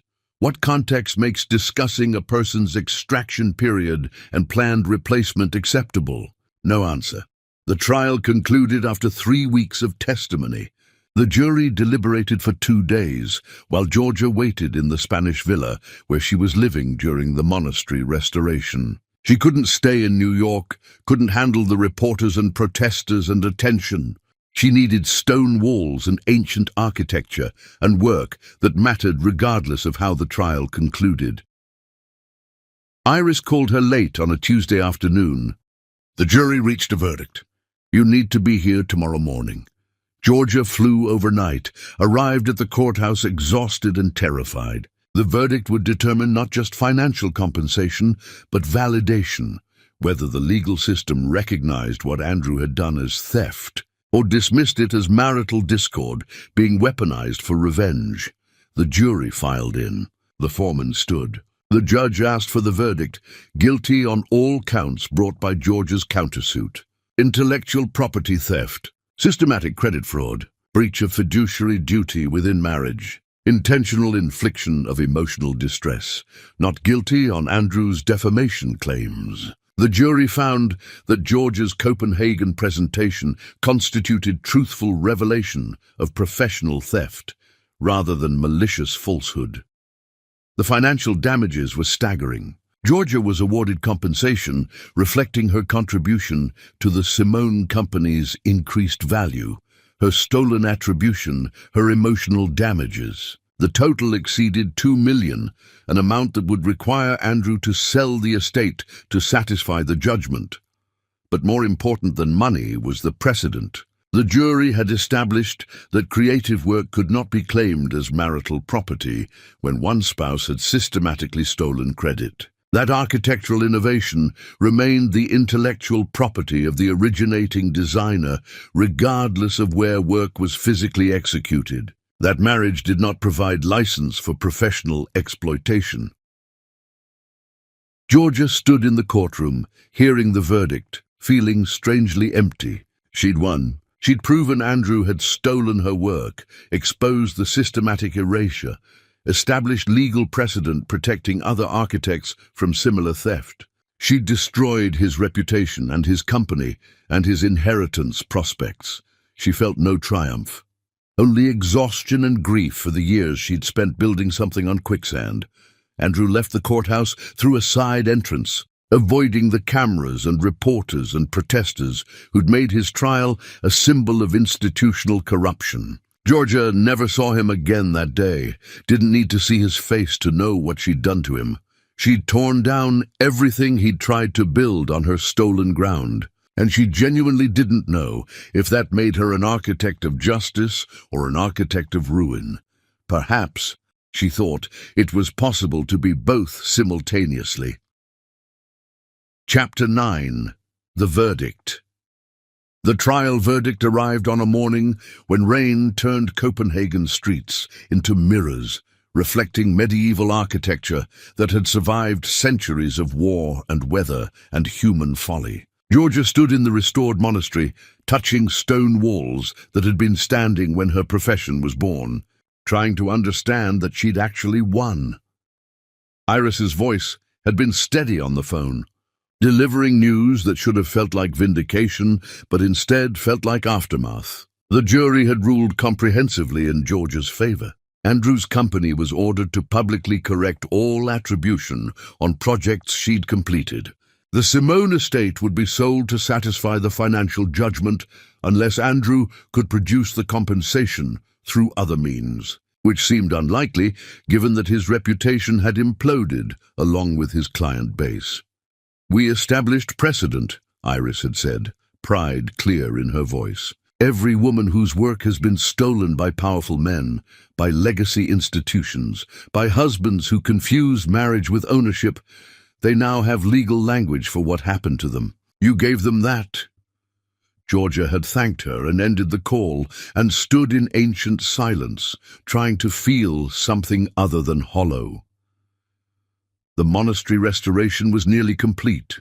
She'd spent months solving problems that had stumped other architects, structural instability that required innovations in weight distribution, water damage that needed new approaches to material preservation, sustainability requirements that had to honor medieval construction while meeting contemporary standards. The work challenged her in ways she'd forgotten were possible, forcing her to trust her own judgment without seeking approval or second-guessing her innovations.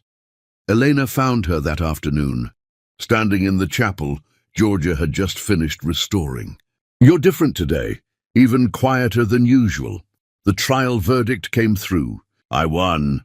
"Then why do you look like someone grieving?" Georgia touched the restored chapel wall, feeling texture she'd preserved through months of meticulous work. "I spent 3 years married to someone who was systematically stealing from me. They destroyed him publicly, proved he was a fraud, took everything he'd built on my stolen ground. And now I'm supposed to feel victorious, but I just feel empty, like I demolished something that was already ruins.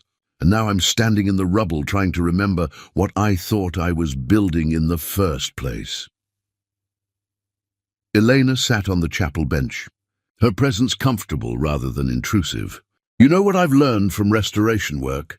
Sometimes buildings are too damaged to save. The foundation is compromised, the structure is unsound, and the only responsible choice is controlled demolition before someone gets hurt.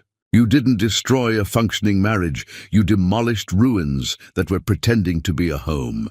There's a difference. He might have actually loved me. That's what keeps me awake at night. Not whether he loved me, I'll never know that, but whether I destroyed someone who was capable of genuine feeling but just too broken by his own family and his own inadequacy to express it without exploitation. Does it matter? Shouldn't it matter? Shouldn't there be a difference between destroying someone genuinely malicious versus destroying someone who was just weak and desperate and corrupted by systems larger than themselves? Elena considered this carefully. The outcome is the same. Whether Andrew stole from you out of calculated malice or desperate weakness, the theft happened. Whether he loved you in some damaged way or simply needed you with intensity that felt like love, the exploitation happened. Your demolition was necessary either way. You're just grieving the possibility that you destroyed someone capable of redemption. I think I destroyed any chance he had at redemption by exposing him before he'd earned it, or you exposed him before he could hurt more people. And now redemption is his responsibility to pursue without using you as the foundation. Georgia returned to New York 3 weeks later for the final legal proceedings. The Simone Company had released corrected attribution on all her projects, restoring her name to primary architect credit on the estate restoration and acknowledging her development of the sustainable plaster technique. The corrections were pro forma and grudging, but legally binding. The estate sale was scheduled for the following month.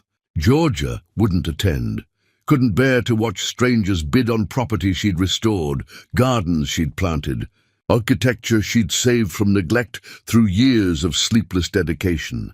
Andrew reached out through attorneys, requesting a meeting to discuss settlement terms that might avoid the estate sale. Georgia refused. She didn't want his family home, wanted nothing that would tie her to his inheritance complications and his mother's lingering influence. She wanted her compensation so she could build something entirely her own, something no one could claim through marriage or appropriation or legal complexity. The meeting happened anyway, accidentally, when she went to the estate one final time to retrieve her grandmother's tools from the studio. She'd thought Andrew would be gone, but his car was in the drive, and when she entered the carriage house, he was there, standing in the space she'd designed, looking diminished and older than someone his age should look. "I thought you'd be gone," she said. "I came to pack my father's papers. The new owners take possession next week." He gestured around the space.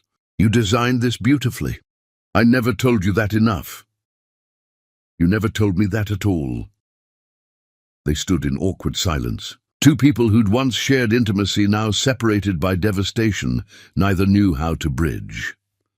"I've been trying to understand what I actually felt for you," Andrew said finally, "whether it was real or just sophisticated need. My therapist says the distinction might not matter, that I was so damaged by my father's expectations and my mother's manipulation that I never learned the difference between genuine feeling and strategic performance. But I want you to know I tried. I tried to love you the way you deserved, and I failed because I didn't know how to value someone without trying to own them." Georgia felt something twist in her chest, not forgiveness, but acknowledgement of shared damage. "Did your father really create that inheritance structure requiring you to prove yourself?"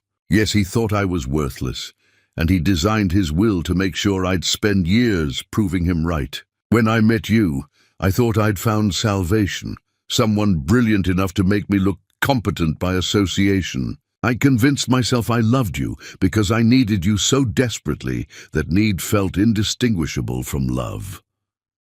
And now I'm teaching community college architecture courses, living in a tiny apartment, working with a therapist to figure out if there's an actual person underneath all the performance and desperation. I lost everything, the estate, the company, my reputation, my mother's respect. The only thing I gained is the possibility of figuring out who I actually am without inheritance pressure and institutional expectations." "I hope you figure it out," Georgia said, and meant it despite everything. "I hope you learn to create something real with your own hands, to value someone else's gifts without needing to steal their light. What you did in Copenhagen, the trial, the public exposure, it was devastating. But it was also necessary. I would have kept stealing from you, kept diminishing you, kept extracting until there was nothing left to take. You stopped me by making continuation impossible. I demolished you. You demolished what I'd built on your stolen work. There's a difference. What I lost was always yours to begin with. They didn't hug or find closure or exchange forgiveness. They simply acknowledged the wreckage between them and walked away in different directions. Andrew toward whatever diminished future awaited someone whose reputation had been deservedly destroyed. Georgia toward the Spanish Commission and work that was undeniably hers. 3 months later, Georgia received a call from a hospice facility in Westchester. Lillian Simone had suffered a massive stroke and was dying. She'd asked specifically to speak with Georgia.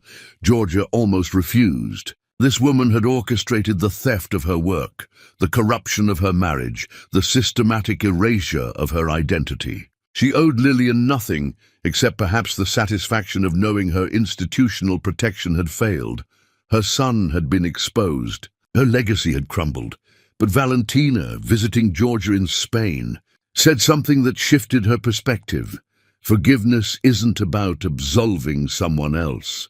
It's about releasing yourself from continuing to carry their weight. You don't have to forgive her, but perhaps you need to witness the end of what tried to destroy you, to see that it failed.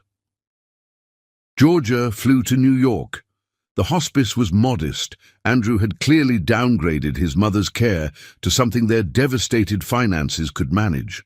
Lillian lay diminished in the bed, the formidable matriarch reduced to a frail figure struggling with each breath.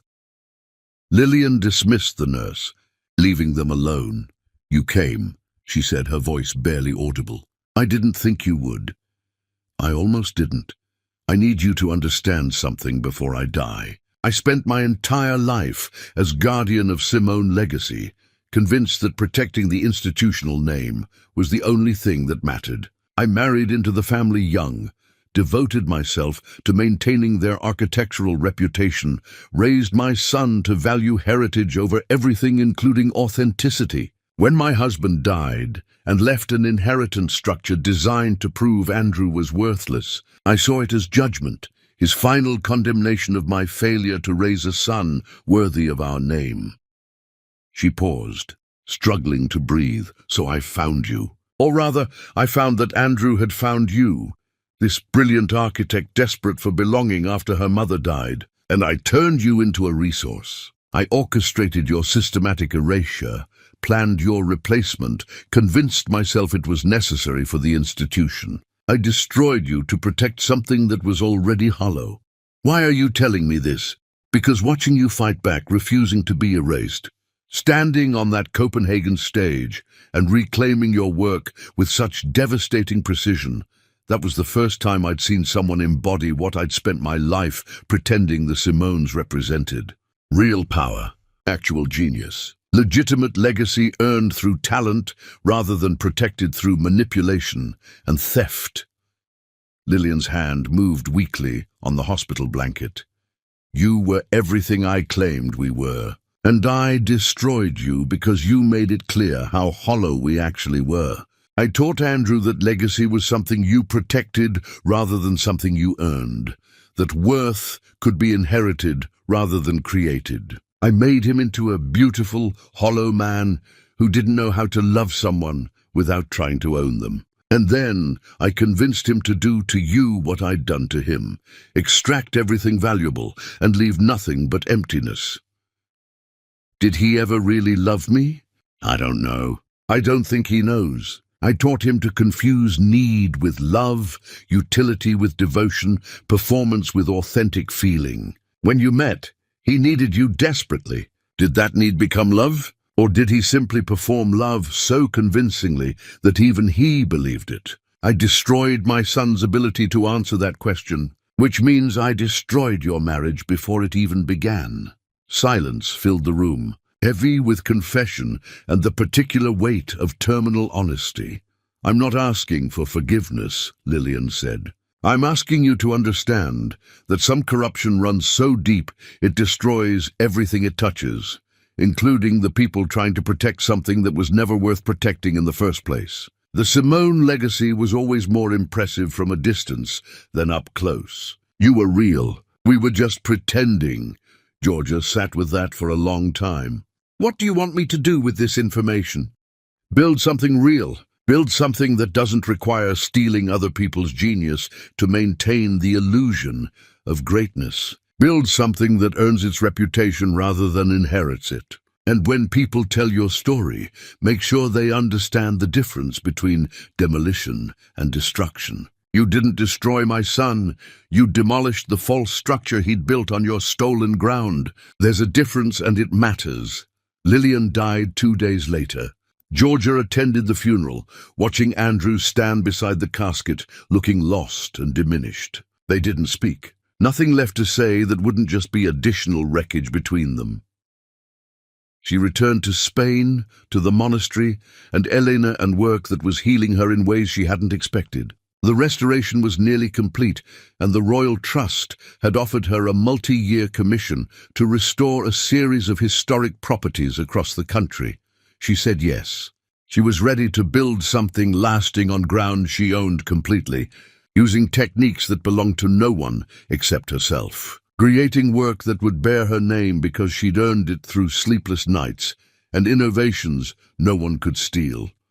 The past couldn't be changed. The damage couldn't be undone, but the future could be built deliberately, carefully, on foundations that wouldn't crumble when examined closely. Georgia stood in the completed monastery chapel, sunlight streaming through windows she'd preserved, stone walls that would stand centuries after everyone involved was dust, and thought about the difference between being someone's architect of success versus being the architect of your own life. She'd spent years building monuments to someone else's ego. Now she built for herself, for history, for young women, architects who needed to see that genius cannot be stolen if you refuse to surrender it. The foundation was solid this time. Everything built on it would last. Chapter 10.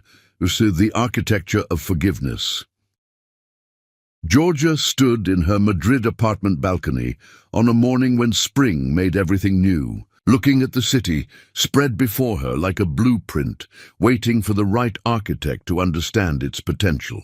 She'd been living in Spain for nearly 2 years, building a career so undeniably hers that no one could question authorship, creating innovations that bore her name because she'd earned that recognition through work no one else could have accomplished. The Spanish Royal Trust Commission had expanded beyond initial expectations. She'd restored 6 historic properties, developed new preservation techniques being studied internationally, trained younger architects in methodologies that honored both traditional craftsmanship and contemporary sustainability. Her name appeared in architectural journals, not as someone's wife or institutional team member, but as Georgia Vall, principal architect, revolutionary preservation specialist, voice for creative rights and attribution justice. She'd rebuilt herself from foundation stones of her own worth, and the structure was holding. The call about Lillian came on a Tuesday. Georgia answered without checking the number. Heard Andrew's voice for the first time in months.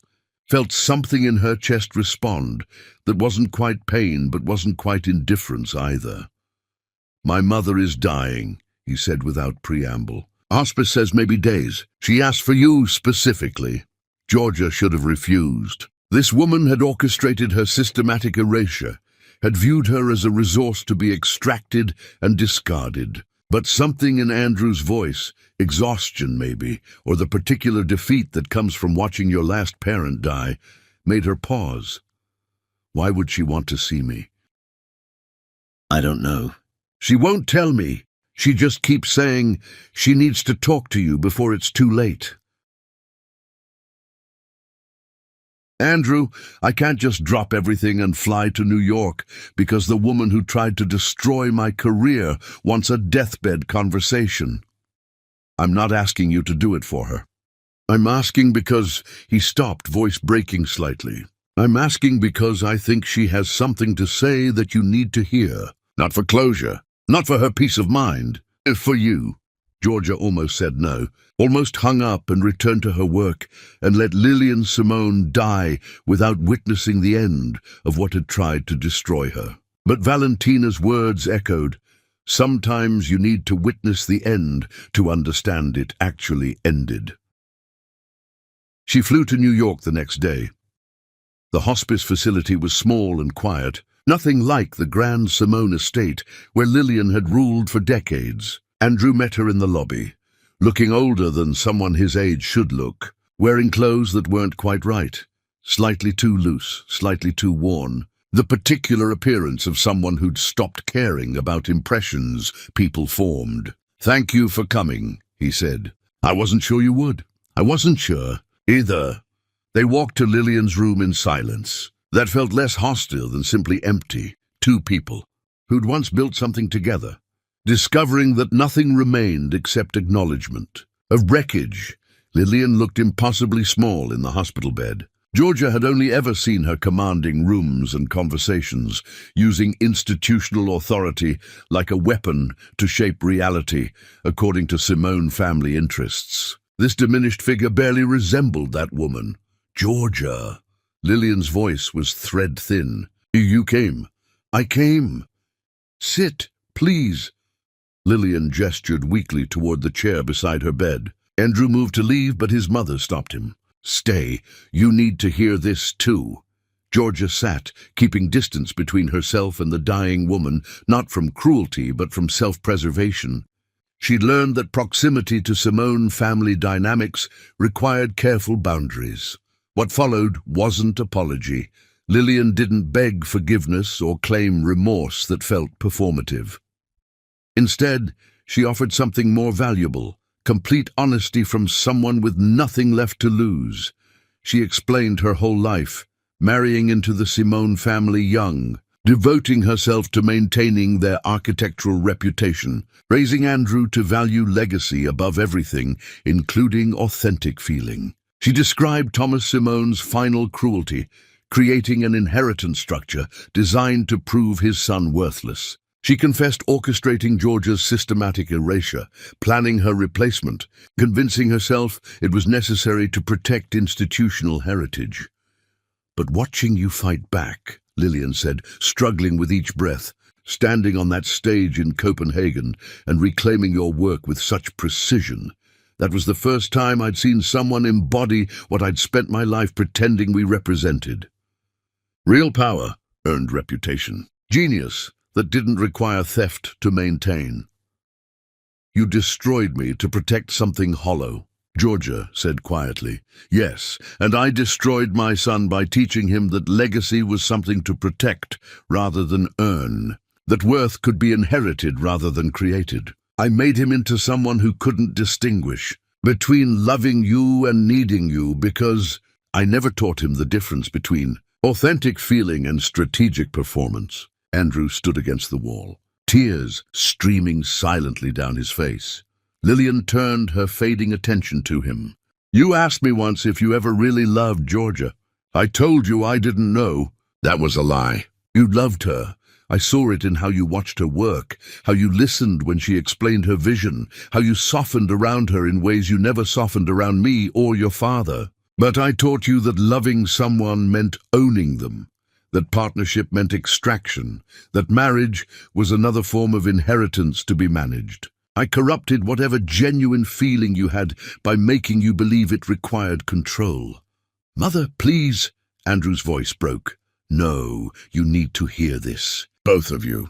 Georgia, my son loved you in the only way I taught him how, by trying to possess what he admired, to own what he valued, to extract what he needed, rather than honoring what you offered freely. That's not your fault or even entirely his. That's generational corruption passing from me to him, from my husband to me, from the Simone family legacy that valued institutional reputation over human authenticity." Lillian's breath grew more labored. Georgia leaned forward instinctively, some ancient human impulse to witness death properly, even when the dying person had tried to destroy you. "Build something real," Lillian whispered. "Build something that doesn't require theft or corruption or systematic erasure to maintain. Build something worthy of your actual talent rather than stolen reputation. And when people tell your story, make sure they understand you didn't destroy Andrew. You demolished the false structure he'd built on your stolen ground. There's a difference. It matters.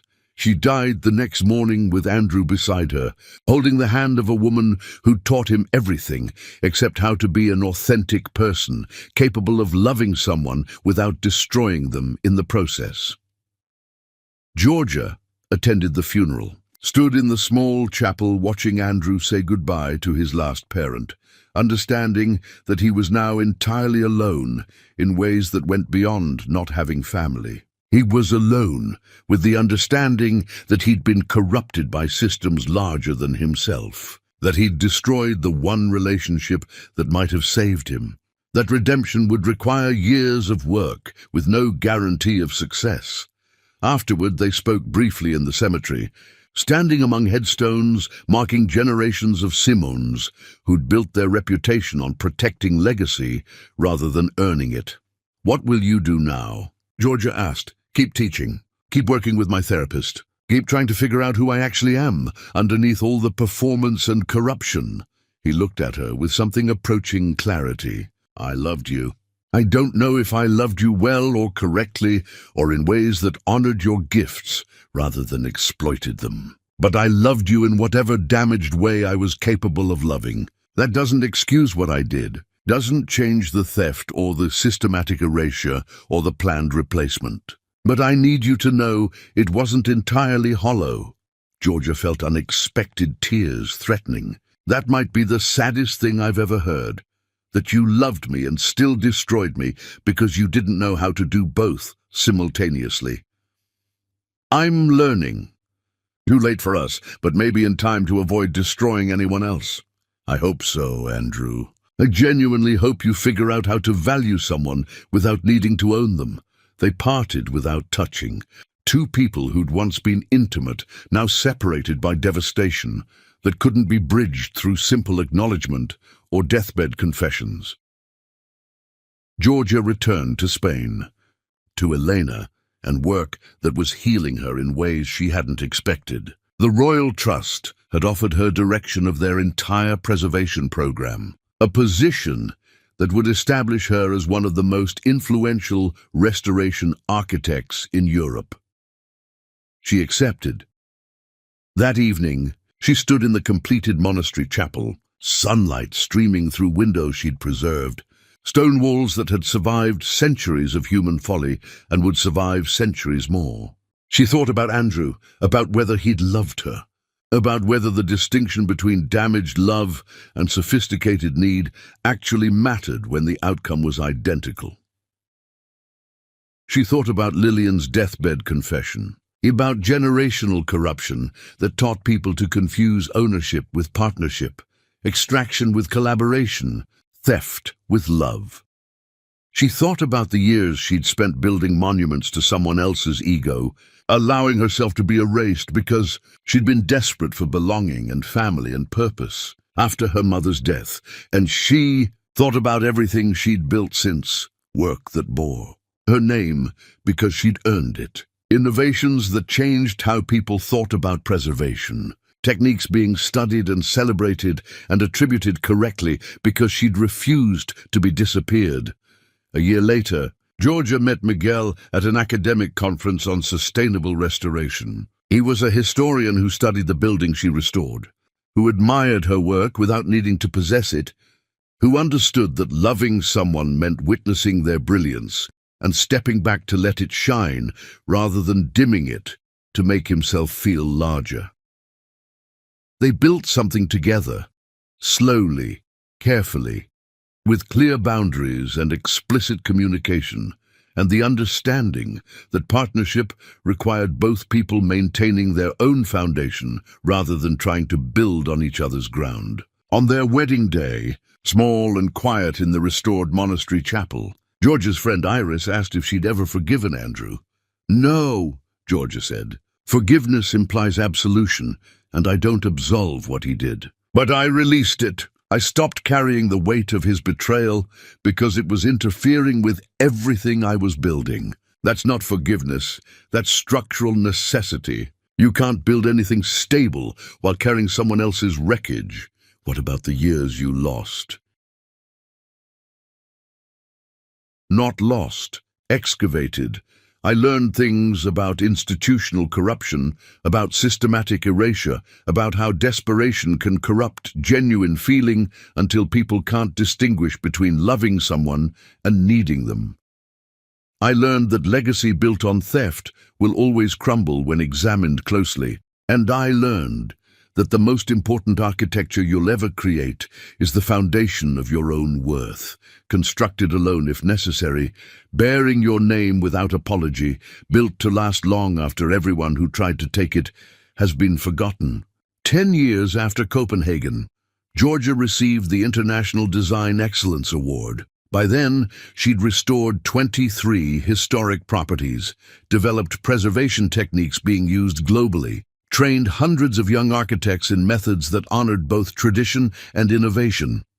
She'd become what she'd always been underneath the Simone name, an architect whose genius needed no institutional affiliation to prove its worth. She accepted the award in the same auditorium where she demolished Andrew's reputation, standing on the same stage where she'd reclaimed her work through devastating public truth-telling. This time, there was no controversy, no systematic erasure to expose, no betrayal to document, just recognition for work that was undeniably, permanently hers. In her acceptance speech, she talked about the difference between inherited reputation and earned achievement, between institutional legacy and individual genius, between building something that requires constant protection from examination and building something that grows stronger when scrutinized closely. Architecture teaches us that foundations matter more than facades, she concluded, that structures built on stolen ground will eventually collapse, that the most important work we do isn't the buildings we restore, but the boundaries we maintain, the authenticity we protect, and the refusal to be anything less than wholly ourselves. Some people will try to steal your light to illuminate their own darkness. Your job isn't to forgive them. Your job is to keep shining so brightly that theft becomes impossible. She left the stage to thunderous applause, walked past the seat where Andrew had once sat, watching her demolish him, and felt nothing except profound gratitude that she'd torn down ruins pretending to be a home before they'd collapsed and buried her completely. The foundation she'd built since was solid. Everything constructed on it would last, and her name, Georgia Voll, architect, innovator, survivor of systematic erasure who refused to be erased, would be on every stone.